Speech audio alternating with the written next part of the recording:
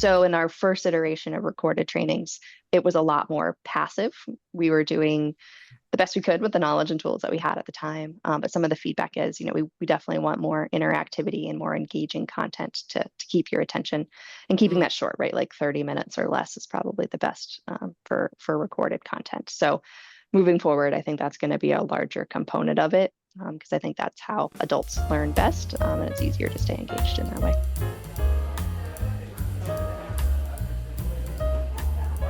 Hey everybody, I'm Elizabeth Swan. And I'm Tracy O'Rourke, and we're from the Just in Time Cafe, and welcome to our podcast. At the cafe, we wrestle with tough questions, talk to groundbreakers, discuss great books, and get insights from leaders and practitioners who are making a difference in the world. We let you in on helpful apps, we bring you the news, and we challenge the status quo so you can build your problem-solving muscles. So Elizabeth, what is on the cafe menu? I'm so happy you're asking me, Tracy. Today's highlight is our interview with Justin Kenney, Chief Performance Officer, and Katie Bockwoldt, Statewide Director of Performance Improvement for the State of Vermont. Two leaders quietly reshaping how government delivers results. So what starts as a conversation about training programs quickly turns into something more systemic, a shift toward communities of practice, performance logic models, and a more human-centered approach to continuous improvement. For HotApps, little detour, we're going to take a closer look at Justin's homegrown praise board. Built inside Microsoft Teams, it is a deceptively simple tool that raises a bigger question: can recognition be operationalized? What happens when it becomes visible and shared? And for Q&A, we are going to discuss what does it really take to sustain a Lean Six Sigma deployment, and how much of that comes down to leadership behaviors around recognition and engagement. Okay, Tracy, in SoCal, you're going to be outnumbered by the Northeast today. All right, well, I'm looking forward to it. I won't talk about the weather. Yeah, no, zip it. Zip it. Up next is HotApps. All right, quick heads up. I mentioned before we jump into HotApps, this one's a bit of a format break. Normally, Tracy and I take an app for a spin. We poke at it, maybe break it a little bit, and then we report back, right? What worked, what didn't, and whether or not, of course, there is a free version. But today we're going to go straight to the source. So instead of reviewing someone else's tool, we're going to be talking with the person who built this one. Our guest, Justin Kenney, or one of our guests today. And he created what he calls a praise board right inside Microsoft Teams. And he'll describe what possessed him to build it and then how it works, right? And since it was crafted within such common software, well, most of you or many of you are in organizations that use Teams. This will set you up so you could build your own if you were interested. So let's get into it, right? Okay, so what we're going to talk about now is not necessarily a traditional app, as Tracy and I have covered over the years, but this, Justin is with us today, and he used Microsoft Teams to build what he calls a praise board for the state of Vermont. And we are dying to know, how you did it, what led to it, what's come of it. So I'll let you start there. All right, yeah. So really excited to show this off. Happy with the final product, all right? Not even final product, because it's always evolving and improving. Agile development here. But this is a concept that actually came out of a speaker series that Elizabeth did with us a little while back, talking about the importance of praise. We had almost 200 people on that call. And as Elizabeth was talking through her content, really fruitful conversation in the chat. And someone asked a very simple question, which was, is there a place that I can provide some praise to another employee? And I thought about that and I was like, not really. Like, you can send them an email. Okay. You could use there's a praise app in Microsoft Teams where you just send them praise, but this is going to go between you and them. And then there's the merit award system, which is usually used by managers and leaders, right? And usually it monetary components to it. So it's not something that a regular employee is just going to do. So I was like, no, it doesn't really exist. But it would be really cool if it did. So I really love all the Microsoft suite of products. I like to build stuff that's utilizing those so we don't have to pay any extra for licensing because we're already paying for it. So I said, I think we can make this work. So we originally started with a Microsoft form that people filled out. And then, right, some Power Automate flows in the background that would then pass that off to an individual. And then we said, well, there's some issues with that because you can't pick a person. If you get their email wrong, it's not going to go to the person. There's going to be all sorts of errors that happen in the flow. And then there was also this potential desire for someone to remain anonymous. Like maybe I want to give Katie praise. I don't actually want her to know that I sent the praise. I want it to be anonymous. And that was a little bit difficult to form. So we scrapped that as an initial idea. We had some people test it. And then we went to SharePoint as a SharePoint list feature. And there's a new feature in SharePoint list that allows you to just create a form from that list and anyone can fill it out. So we did that. That was working great. And then we had some authentication issues with certain users who couldn't access it for some reason, even though they were supposed to. There was glitches. I didn't like that. I wanted it available to everybody. So then we took it one step further and built a Power App that allows people to submit this information. So I'll show you what the final product looks like. So once we got all that set up, we actually built a page on our SharePoint site. So this is what houses all of our information about training, our CI toolkit, speaker series, all of that. Built an entire page that's focused on the praise board. It talks about what praise is. It talks about reasons for sharing praise, and then prompts them to participate in sharing some praise. And this is the app. It's one screen. Super simple. So again, this is built in Microsoft Power Apps. One screen that provides some information with a people picker. So from here, this connects to our Active Directory where you can just start typing somebody's name and it's going to find it for you. You pick it. You choose what you want to say in terms of praise. Awesome work on the Just in Time podcast. Yes, indeed, Katie, that was amazing. And then there's a toggle. Do you want to send your praise anonymously? And it says if you choose yes, your name will not be shared with the recipient. So I want her to know what's coming from me. I think she's going to be able to guess. And then you hit submit. So that goes out. A little bit of a congratulatory here, and then you can view the praise board, give more praise, or exit the app. So what happens on the back end is that form field built in Power Apps then goes to a SharePoint list that only Katie and I have access to, so no one else can see it. So it goes there, and then it fires off an email to Katie. If I said that I wanted to be anonymous, it will not include my name. If I didn't, then it will say, Justin has shared some praise with you. It'll share the praise message, and then it's going to give Katie some options at the bottom. It's going to say, do you want to post this publicly? And I'll show the praise board in a minute. Or do you want to keep it private? So people get that choice of whether they want to be recognized publicly or not, which is really important because some people don't want to be recognized publicly. So they choose an option, and then if they hit yeah, put it on the praise board, it will go down to the praise board that is here. So that information then goes to a secondary SharePoint list that everyone has access to view. We're using the board gallery here, almost looks Kanban style. We've organized this so you've got the recipient, the message, and then who shared the praise. And this would be blank, like in this case, if it's anonymous. And you can see here, we've had, since we launched it, 27 public praises that have been put here. And there's more than that on ours for the ones that aren't public. So you can go in, you can see whatever you want. There's a couple different views that you can organize. I'll go to see all so you can check this out. So there's the gallery view, which is the one that everyone gets to see. We also have a view called My Praise, which allows you to scope down the entire list to praise that only has you as the recipient. So you have a repository of all of your praise right there, and then you can go back to see all items in kind of a grid view.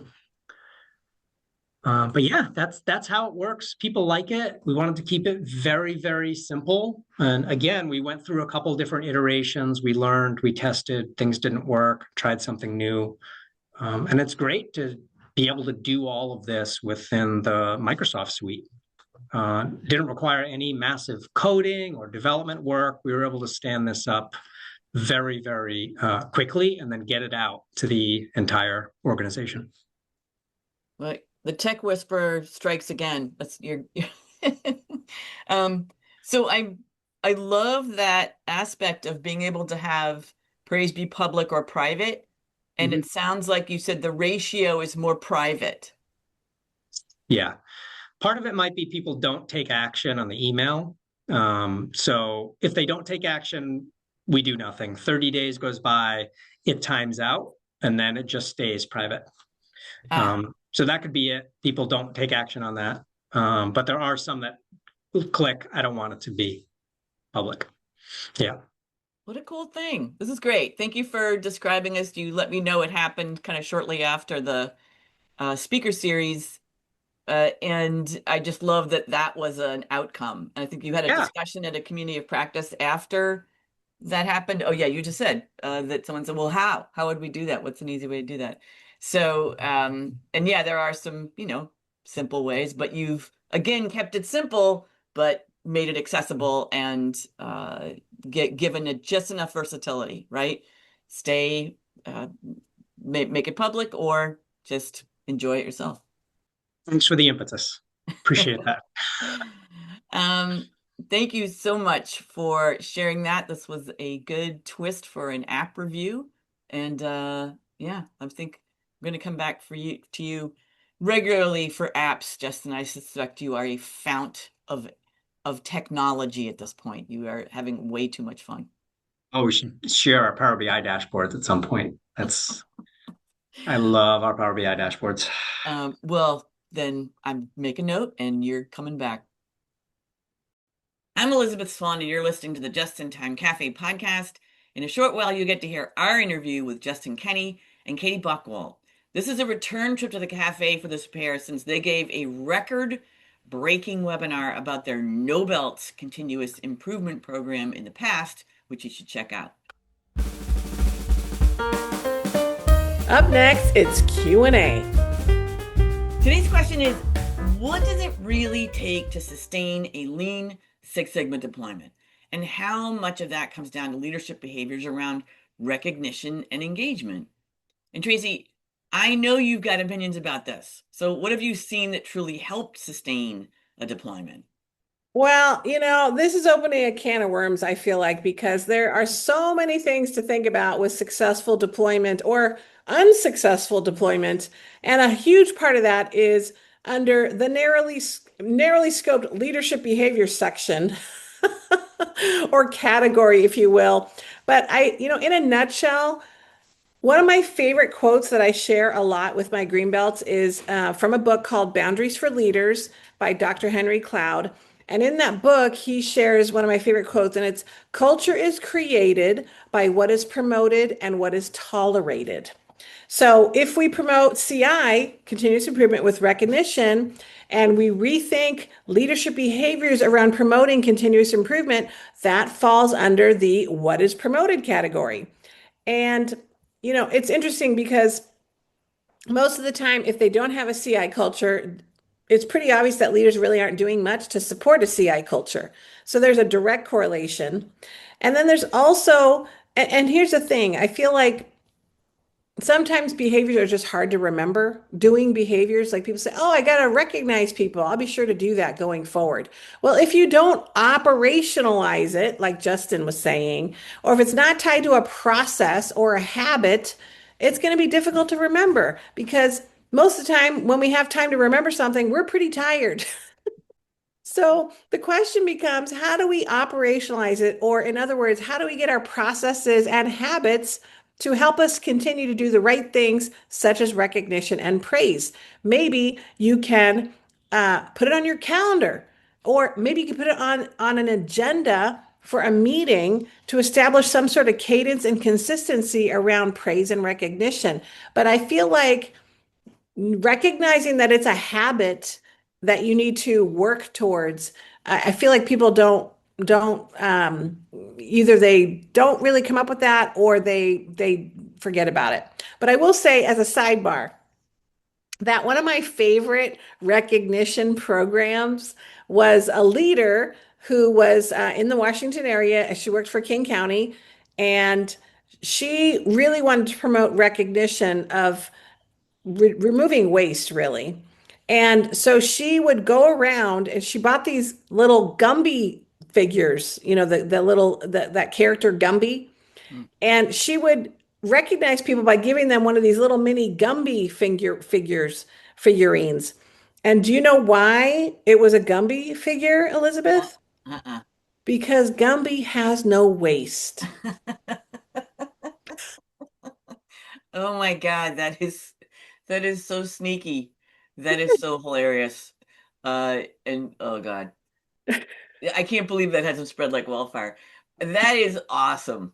That is perfect for so many reasons, but I feel like, and I'm writing about this, but it's there's a real balance there between kind of a program, a recognition process, and then also authenticity. And I feel like the Gumby figure thing, like that is so like particular to that leader and hilarious in its Hmm. delivery. Like it's got a really nice twist to it. Like I Hmm. would definitely want a Gumby. Like I would be so honored. I would be like, I gotta get like as many mini Gumbies as I could and showcase them. Hmm. Hmm. That's an awesome one. That's hilarious and on point, and I think very personal. I recently heard one. This is like on the other end of it, kind of not so good. But I heard the story. It was a global health and industrial imaging company that looked like it had, on the surface, a phenomenally motivational recognition program, right? But it ended up having the complete opposite effect. So each quarter, leaders were asked to nominate high impact projects. The criteria were, measurable results, cross functional teamwork, strong leadership. And then they had an executive cohort vet all the nominations and forward them to the CEO who made the final call. And the winners were all recognized at a global forum. They got a significant financial reward, always nice. So on paper, it seemed like that would easily drive motivation, and it totally collapsed. And the two things that totally undermined it: one, the approval process turned into a kind of a cross examination. The CEO wanted to ensure that the process had rigor. So he would dig into the details, he questioned decision making, looked at the specific approaches that were used. So what was intended as quality control felt to project leaders like having to defend their work, right? You're going in before a thesis board or something, right? They, instead of feeling recognized, they felt like completely scrutinized. And the Hmm. second thing was that by design, the recognition was concentrated only on the project leader. And the team, the people who absolutely did a lot of the work, were invisible as opposed to celebrated. So the effect was project leaders felt uncomfortable taking all the credit, right? And the teams Hmm. felt totally overlooked. And over time, nominations dropped to zero, right? The word got out, you were going to get like go before a grilling squad. And the program didn't fail because of lack of structure. It failed because of how the experience felt to people who were part of it, right?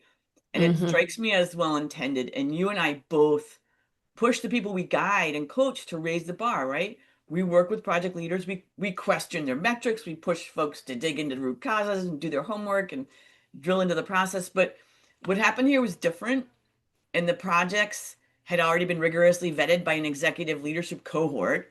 So when the CEO introduced yet another additional level of vetting, he unintentionally undermined his leadership team. So I'm going back to Gumby on this.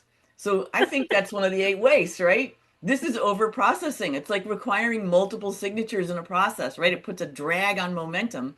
In this case, it degraded the experience to such a degree that people opted out of receiving substantial financial rewards and any recognition at all, which is kind of fascinating. That is fascinating to me. Yeah.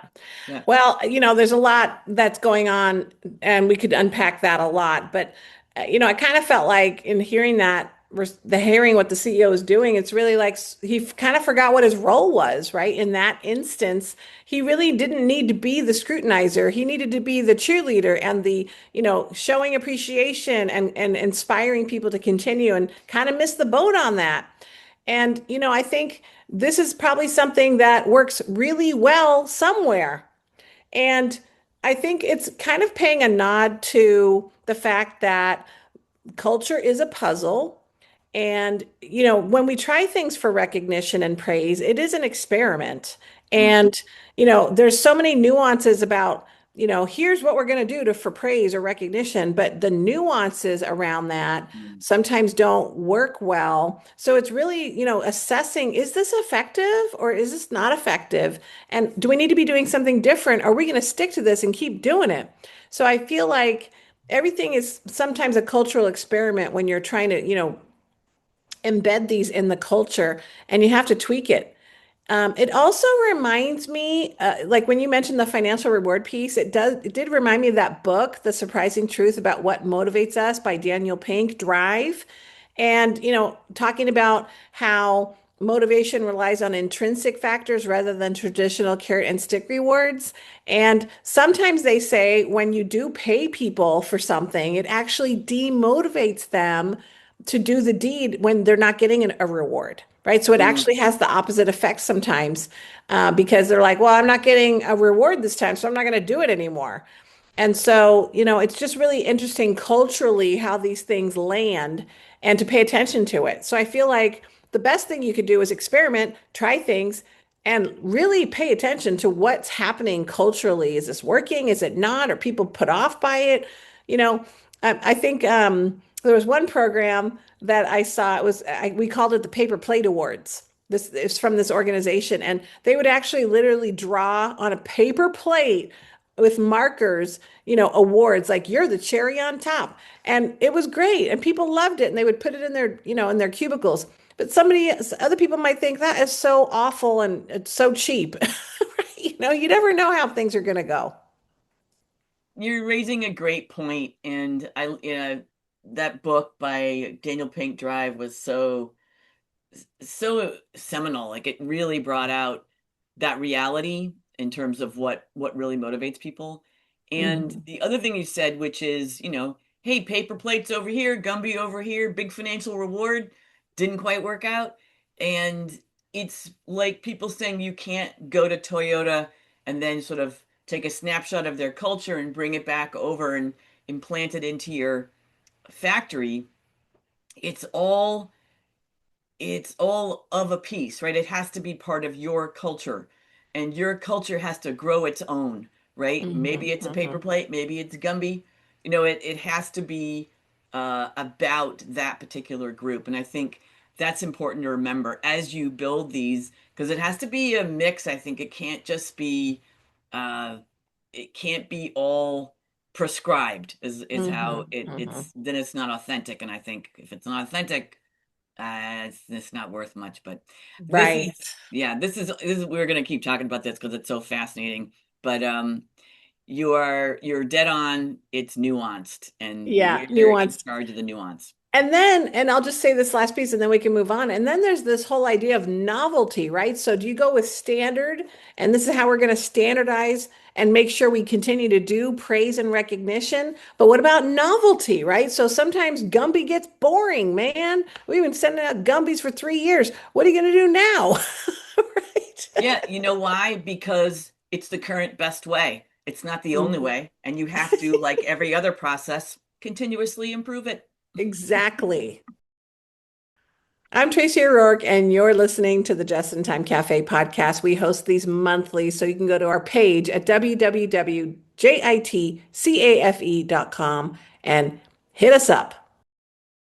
Coming up next, it's an interview with our featured guests, Justin Kenney and Katie Bockwoldt. Tracy, why don't you tell our listeners a little bit about our fabulous guests? I would love to. So, Katie Bockwoldt is the statewide director of performance improvement for Vermont's Chief Performance Office, where she leads efforts to build a culture of continuous improvement across state government. She oversees professional development and enterprise-wide performance frameworks, equipping leaders and staff with the skills and structures needed to improve outcomes. And through her work, Katie helps translate strategy into practical actions, supporting initiatives that drive measurable impact at both the enterprise and local levels. Justin Kenney is Chief Performance Officer for the state of Vermont, where he has spent more than 13 years advancing lean and continuous improvement to strengthen programs, processes, and outcomes for both staff and the citizens they serve. Previously Director of Continuous Improvement and Planning, he combines operational rigor with a practical people-first approach to change, known informally as the Tech Whisperer. Justin has a knack for helping teams adopt and adapt technology in ways that actually stick. Can't wait to hear what they have to say when they come to the cafe. Oh, yeah.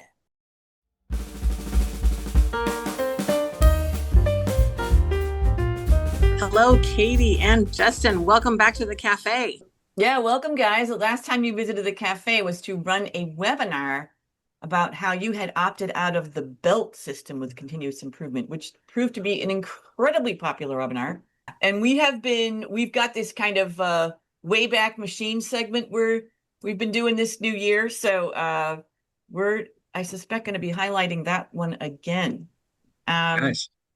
Absolutely. So what I want you guys to do is anchor us, right? Because there's a lot of things going on at the state of Vermont, right? In the state of Vermont, across the state of Vermont, all around the world. And you guys have, obviously evolved since we last spoke. So what's materially different for you now? What prompted the changes? Katie, do you want to take on that one? Because that was your baby. Yeah, sounds good. It's been several years now. I'm trying to think when we first revamped the training program, probably at least 3 years now. But we chose to go away from the belts and build a system that was a lot more flexible and adaptable to people's needs. For brief historical context, our current program has 34 courses, and about half of those are recorded and available on demand for people to take anytime. The other half of those are delivered live. And people can really jump in where they want. If somebody wants to get started right with improving processes content, they can start there, or they can start with strategic planning or performance management or culture development. It really is kind of an a la carte, pick and choose what you want type of program. And that has been really popular with our staff and managers across the state. And in the last couple of years, we've seen tremendous growth in that program. Prior to this launch, we were averaging about 200 to 300 people trained per year in our white belt and green belt program. And in our last fiscal year, we hit over 900 people trained. So we more than tripled the amount of participation that was in the program, which was excellent. And it's really interesting when we break down those data as well too. Justin has built a fabulous dashboard that tracks all of our data by agency, by organizational position, by training course, and by far our recorded courses are our most popular courses, followed by our documenting and standardizing processes class and our improving meeting productivity class. And it's been interesting to see over the years how those by far are always the most popular, which tells us a lot about our organization too, right? We need more documented and standardized processes, and we all have our pains with meetings, right? And we want more time back in our day. So we continuously review those data and look at trends. We adjust the number of offerings each year to match that. So our more popular courses we run 4 times a year, whereas ones that are less popular, we run only once or twice. So we're continuously improving and evolving that program using data as our guide and being really grounded in customer feedback. We collect feedback at the end of each training as well as part of our annual surveys. And we take that feedback very seriously. We share summaries with our participants as well as plans and action items that we've completed based off of the feedback that we provide, because we believe closing that feedback loop is so incredibly important. So I would say our program has pretty much stabilized. We haven't added any new content necessarily since the initial launch. We're more just kind of running it as it is now. Although we have been looking at the data recently and starting to consider where might we want to record additional courses to help free up some of our capacity to work on other initiatives as well. So in the next year or so, that's going to be an increasing priority. Also probably looking at those most popular classes, moving those to recorded so we can reach an even broader audience. But really all the decisions that we make are based on the data every single year. Justin, anything you'd add? No, I think that covered everything. I was just looking at the data recently. I mean, in terms of net promoter score, which we calculate, that's typically in the 60s, which is pretty darn good, close to world class. So we're very excited about that. And we have a participation rate on those of about 30 to 40%. Folks take those after training surveys, which is pretty amazing. And also, we have an average number of trainings per participant of about 5. So of the folks that are coming, they're taking on average 5 trainings with us. And those, to what Katie said, right? Some are recorded. So this may be an hour and a half for some of those. The live ones tend to be between 3 hours and 4 hours. So it's a mix of those, but feeling pretty good about that participation rate. These are stunning that sounds stats. great. I have a question about, you said there's 900 people trained now. Does that mean that they went through all 34 courses, or does that mean that there's some level of finishing amount of courses? Like, how do you, or is it really just 900 people have engaged in the training programs?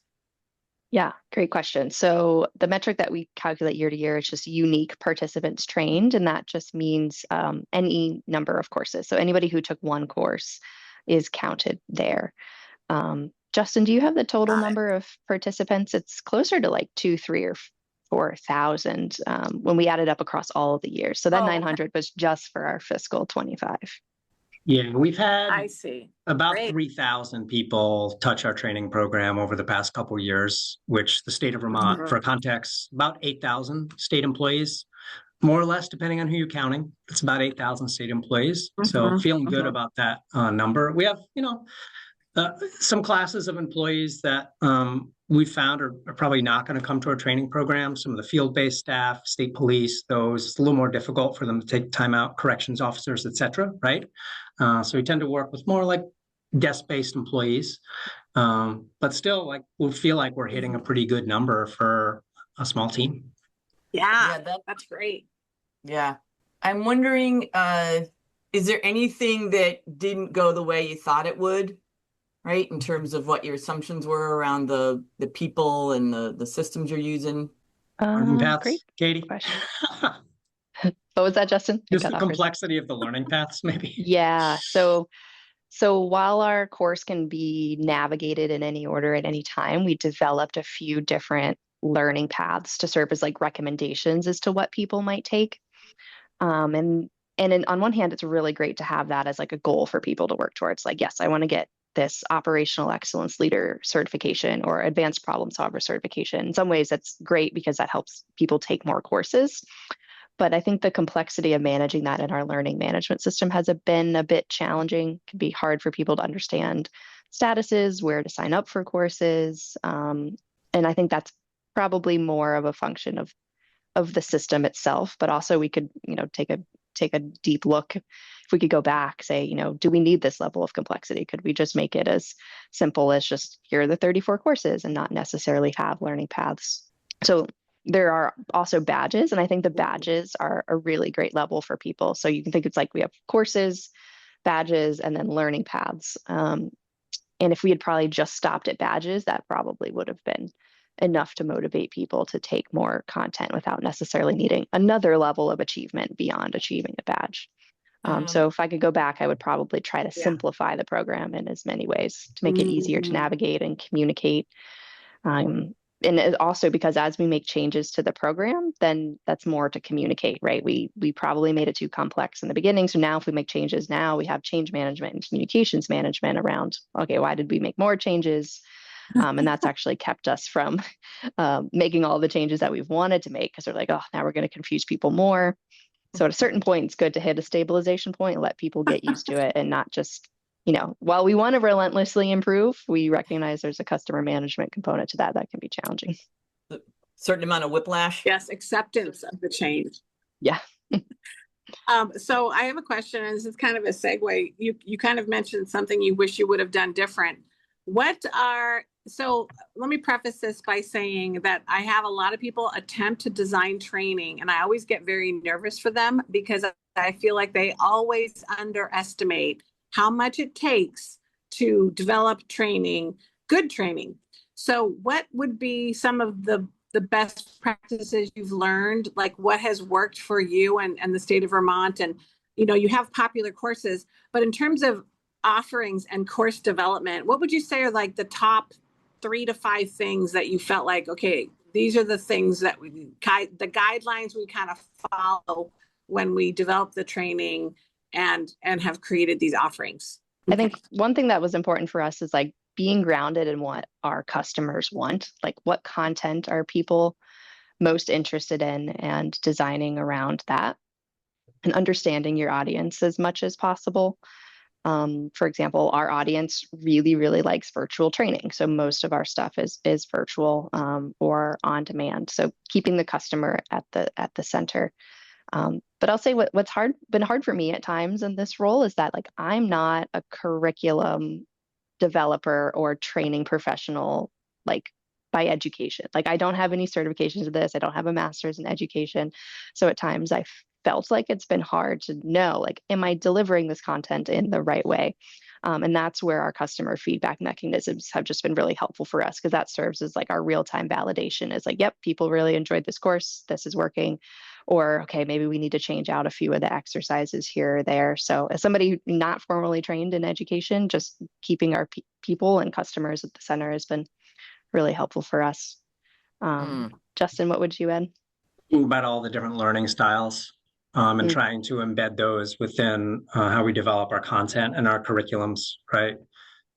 We've got the whole VARC categories: visual, right, auditory, reading, and then kinesthetic. And so trying to create trainings that meet all of those different needs can be really difficult, especially when we're dealing with a majority of our trainings being virtual. Right. So it's like, what are we conveying through visuals? What are we conveying through words? What is actually written text on there? Is there any opportunity for people to apply the concepts? Which activities are going to be polls? Which ones are going to be group work and breakout rooms? Like thinking about all those dynamics, it's a lot. And you're trying to embed all of those within a given training that, again, 3 to 4 hours can be a little bit difficult. I think by and large, we do a pretty good job of that. Maybe better in some areas than others, but it's definitely part of the design process. Like, how's this going to land with everybody, and are we going to be able to meet everybody's needs because they're different?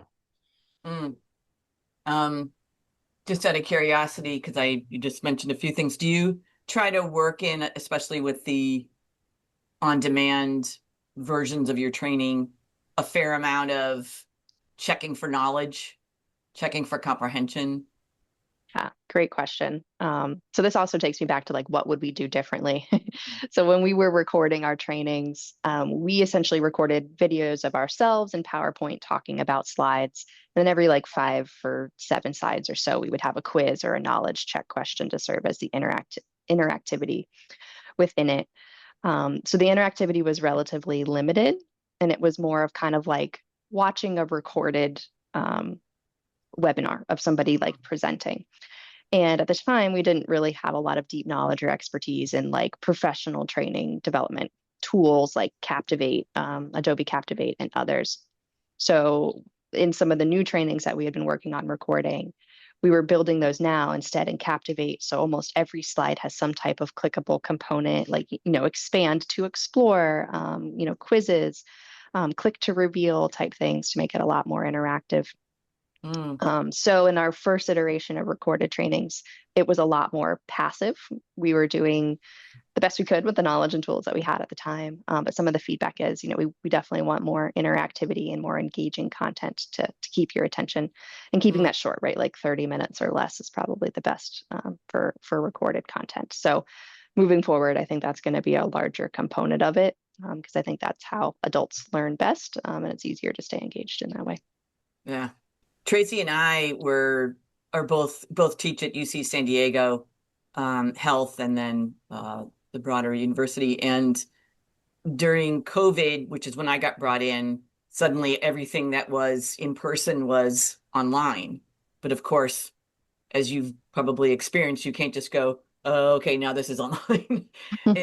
and you've gotten more subtle as you've gone along, like in terms of the interactivity. But yeah, we had this like real revelation, like, okay, we've got to work in discussion, we've got to work in some kind of check for knowledge, and we've got to like, and then people got used to during COVID, like, well, you can make dinner while you're watching some video teaching you how to teach speak Japanese. So it's like, people had this expectation of like, yeah, well, I'll just be over here, knitting while this goes on. It's like, and so I think what you found is so critical is like, no, we've got to engage with them. And then you found the technology to help you do that. So that's cool.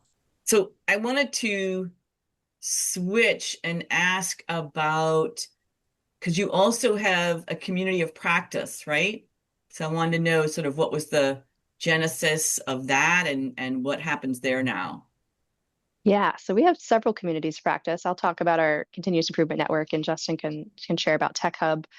But this actually originated out of what was originally our Greenbelt network when we had the BELT program, and that was essentially just a place for Greenbelts to connect after training, to stay engaged, share improvements, and connect with each other. And when I came into this role, I saw the opportunity to, say, hey, why don't we just do this for everybody in state government? Why does this necessarily just need to be exclusive for Greenbelts? So then we opened it up to everybody in the state, and it's now the Continuous Improvement Network and has about 1,500 employees in it, which is about 20% of the workforce. And in that community, we have ongoing webinars like our Continuous Improvement Speaker Series. We've had like quarterly series that are deep dives on specific topics in government, ranging from how to use tools like DocuSign to accessibility to other digital tools in government. And something we've started doing recently that's been a big hit are the share and learn sessions. So these are where anybody from the community can come and just listen or participate around any given topic. So the one we did last month was around email management tips. So the topic is come and share your email management tips or your task management tips or your meeting best practices. Each month we'll have a little bit different of a topic, and it started out as an experiment, and I honestly thought it was just going to be crickets, but everybody is so excited to share. We always run out of time. We have more things that we want to cover. We usually do them for like 45 minutes, just in case we get some crickets and we have a little easy out after 45. But that's been a huge hit. And I think that succeeds simply because it's just easy, practical things that people can take away, and start using then, right? Like, oh, I didn't know I could like automatically take all of my auto replies and send them to a folder so I never have to look at them. Like really practical tools and tips that people can use right away, especially around like Outlook or calendar management, things like that. So that's sudden urge to stop this interview right now and just say, okay, give me all the best tips that came out of that, because we need to know them all. It's like, what? Auto reply to a folder? I need that too. Yeah, and we do. I was thinking the same. Yeah, and we do like AI generated summaries after that as well too. We take the transcript and have it summarized. So even if somebody couldn't make the session, they still can have a record and notes of all the tips that were shared. And I learned something every single time myself. And that's what's amazing is like, no, normally we're the one sharing tips and teaching.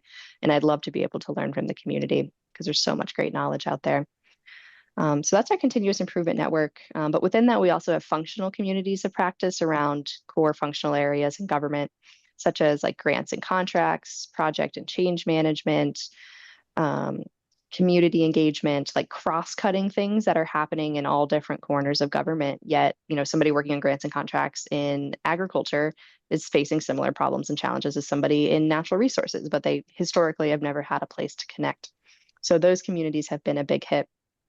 And those are run entirely by our volunteer facilitators who are subject matter experts in those fields, which is great because like I am not an expert in grants and contracts, so it would not make sense for me to facilitate that community.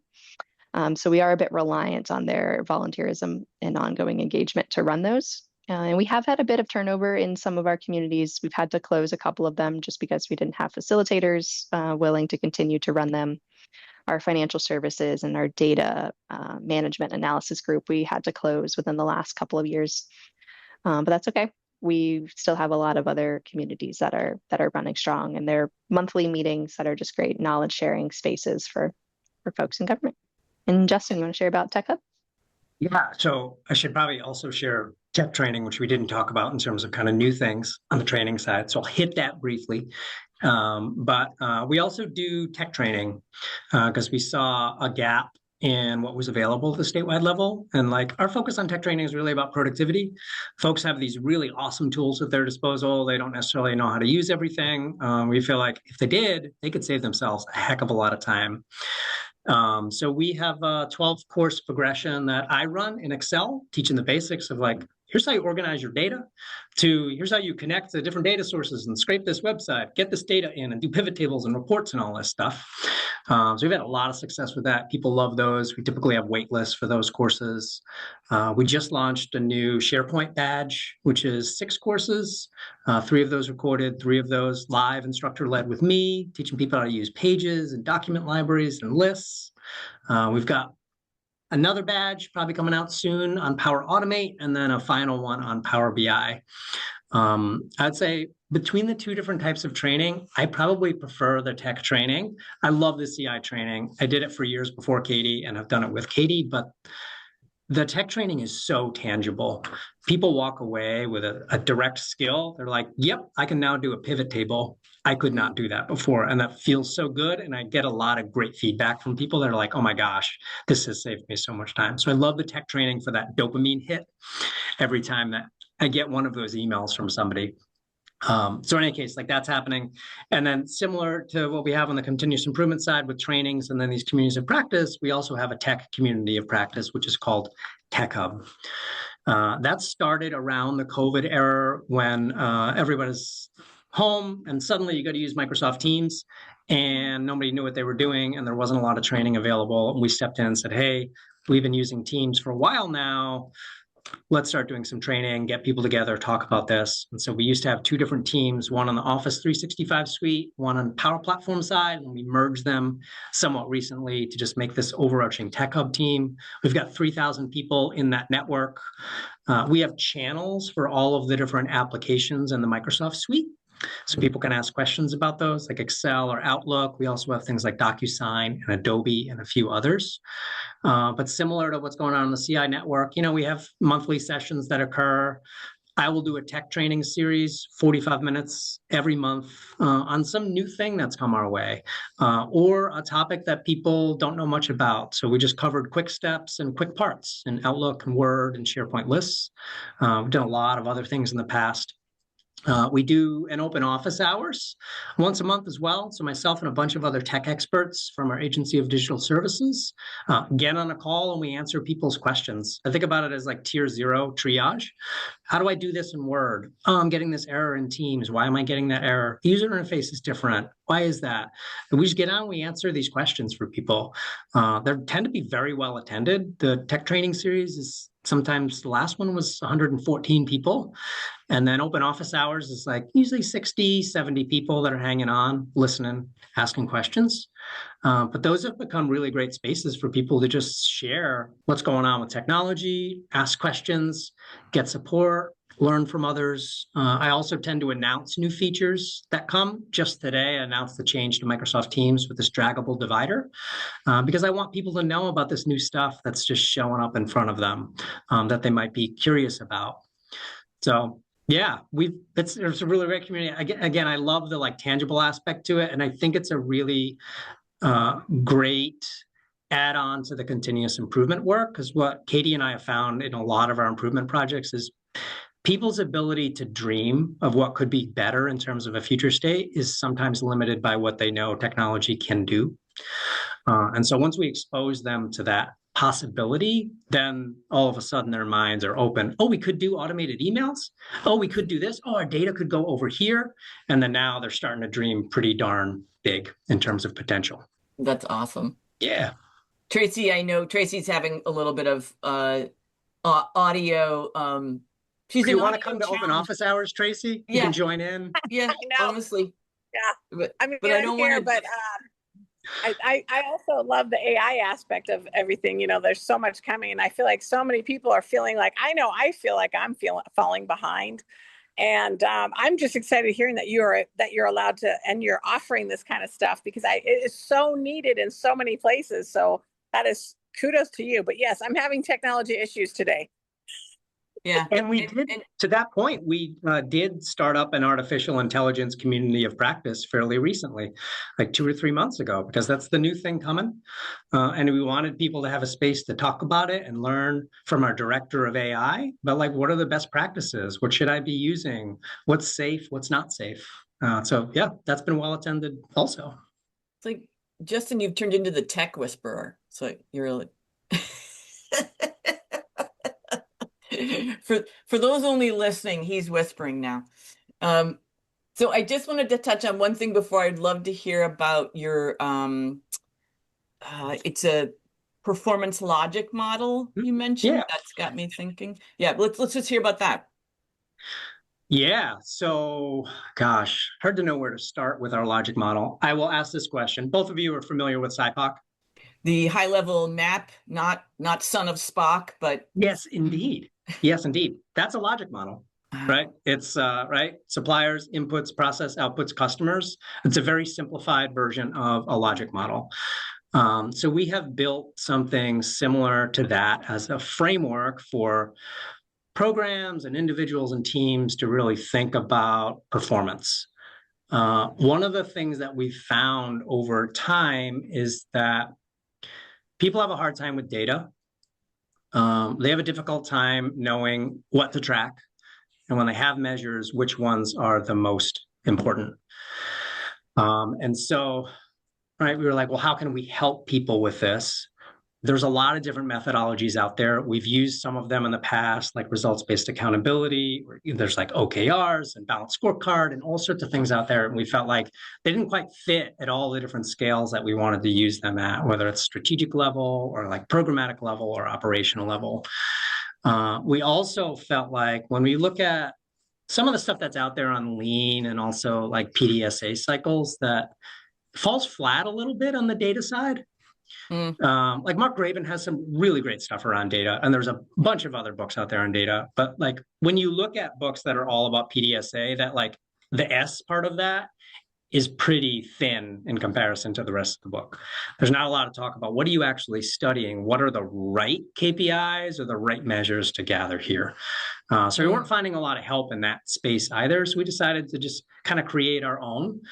We looked at some evaluation work and like logic model work that's happened in other states, program theory. We pulled from a bunch of different pieces and put it together into this, what we call the Vermont performance logic model. So I'll share that with you now so you can get a sense of what that looks like.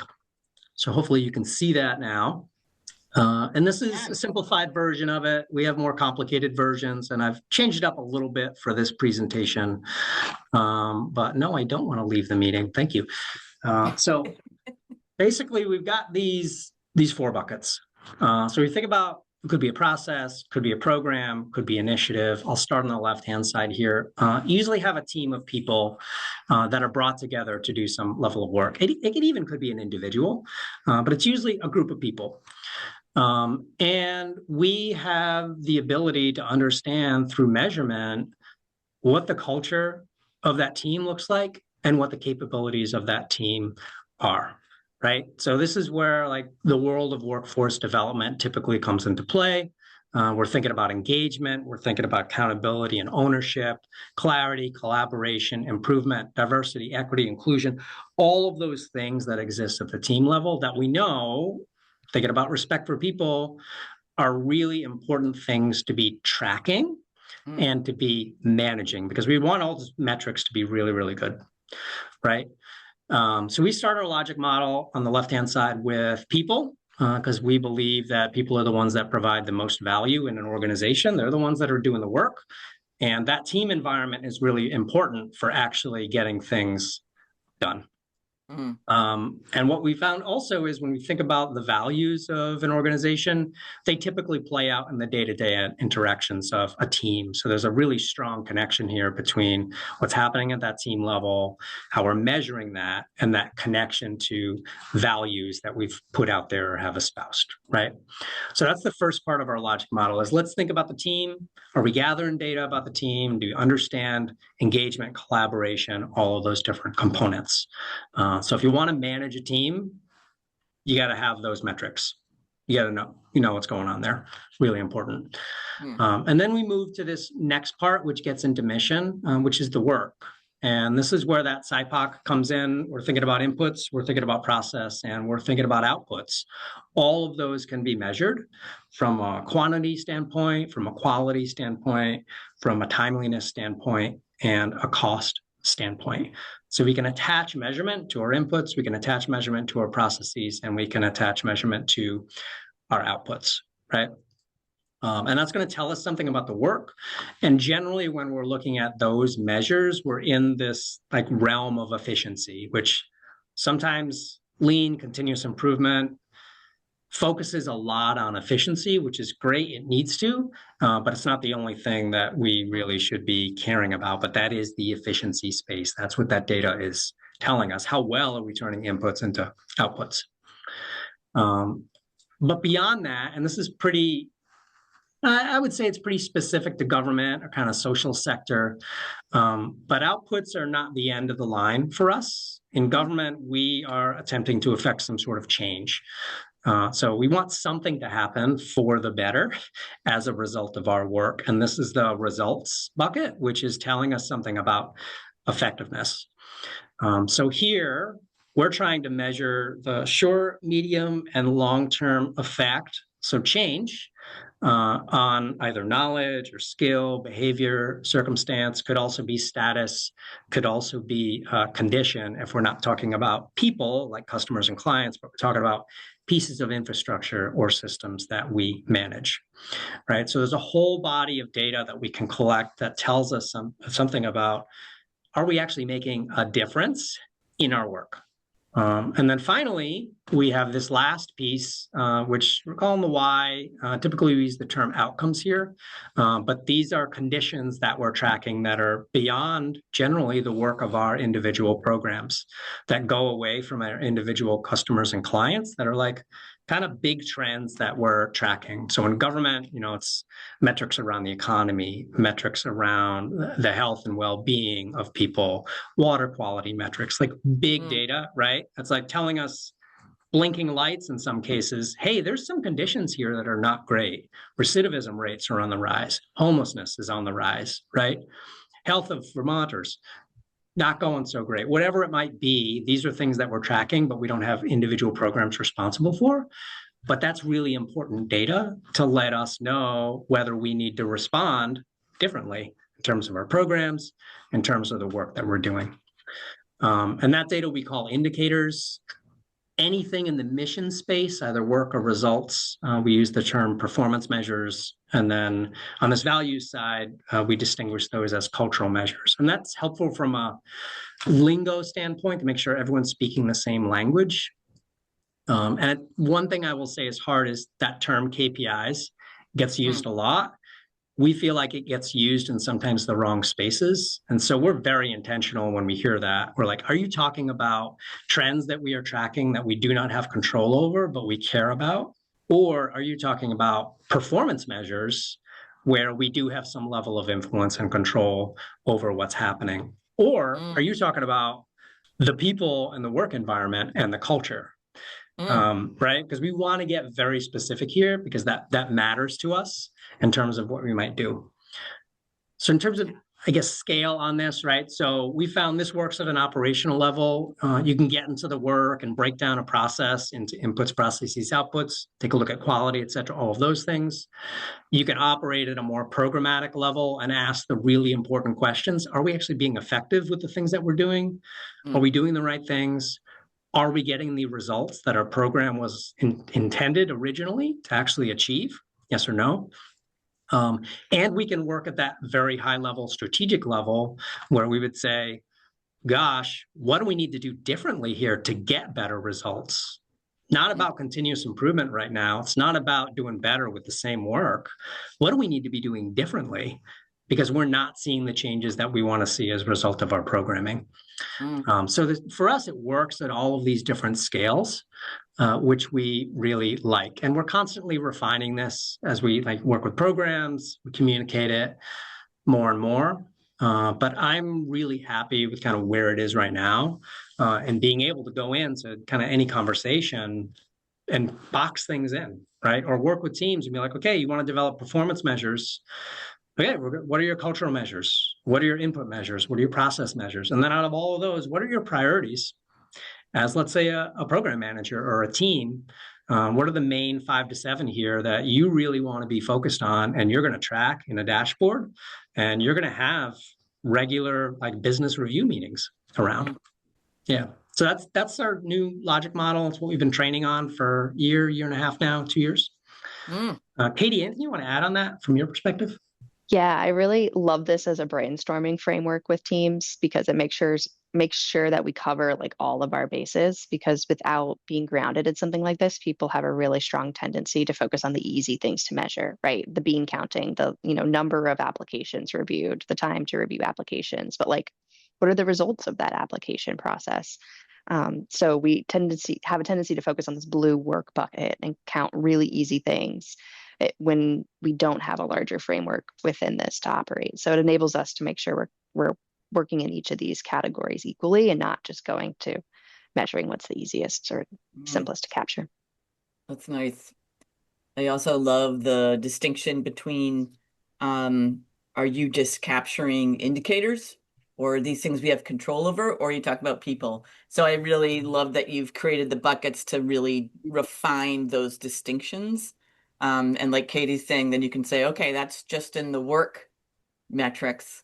So let's make sure we look broader, because you've kind of opened up the world there. So, well, thank you a ton for sharing that. This is fascinating. And I love that obviously you've worked hard on it and then refined it to make it work for you. And that's great. So, is there anything that we haven't brought up and asked that you wanted to tell our listeners?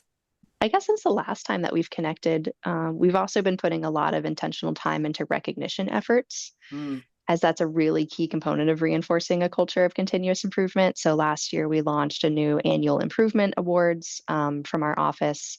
We have a improvement sharing form that's been in place since 2017, and we essentially just pick the 3 most standout improvements from that. And it doesn't have to be a big improvement. It wasn't the improvement that made the biggest impact, but what was one that made a really big impact for the team that was working on it. So it can be small scale improvements can certainly still have a big impact. We've also started working with the governor's office to send letters of recognition to people who have completed advanced levels of training within our program. And we've also partnered with the administration on Public Service Recognition Week activities as well. So that's an area that we worked on building a lot in the last couple of years that I think is having a good impact with our audience. Nice. Yeah. And the CI network Katie mentioned becomes a really good avenue for us to communicate all of those recognitions. Katie just did one today, recognition post for all of the people that have gone through our different badges and learning paths. That happens on a quarterly basis. And that's great, right? Really good visibility across a lot of people. Yeah, that's great. Using that to raise the visibility and also acknowledge people, the work and the effort they're putting into this. We will put your LinkedIn addresses so people can reach out to you if they want to hear more. You have opened probably a lot of eyes and ears to what is possible. And you're applying this obviously to state processes, but what you're talking about is all any organization could use and would benefit by. So this has been just great to hear about. Thank you both so much for coming on and telling us all that's gone on since we last talked. Thanks for the opportunity and inviting us back. Really appreciate it.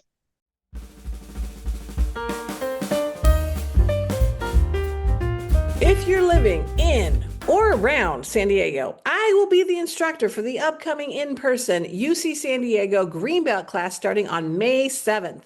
So it's every Friday for 5 weeks from 9 to 3 p.m. with a project presentation in July. And the Problem Solvers Toolkit is a recommended read as part of the course. So you know it's going to be a guaranteed adventure. So we're going to leave you a link if you're interested in joining me on this educational journey, because you know what? As much as everybody's online, I still like in-person training the best. Yeah. And then you get to go to San Diego, of course. You had to sneak that in, even though it's a Northeast episode. Also, if you didn't catch it, last month's episode was a good one. Culture is not an app, with emergency physician turned startup founder Greg Jacobson and lean author, podcaster, and KaiNexus senior advisor Mark Graben. We got to unpack whether the KaiNexus software can actually strengthen a culture of continuous improvement, and we learned how the KaiNexus journey started in healthcare, but has grown to embrace its cross-industry impact by drawing on habit loop science, like we talked about recently, and the power of the nudge. So lots of great nuggets in that one. Yeah, lots of good nuggets. And lastly, my third parody music video is almost ready for release, and I can't wait to share it with the world. So stay tuned for the launch party sometime in April, probably the end of April. And stay tuned for all the news by joining our community at the Just in Time Cafe. Hear, hear. Thanks for joining me and Tracy for another episode. You are our favorite thing about the Just in Time Cafe, and we look forward to being your lifelong learning partners. Join us next month and every month for your jolt of lean caffeine.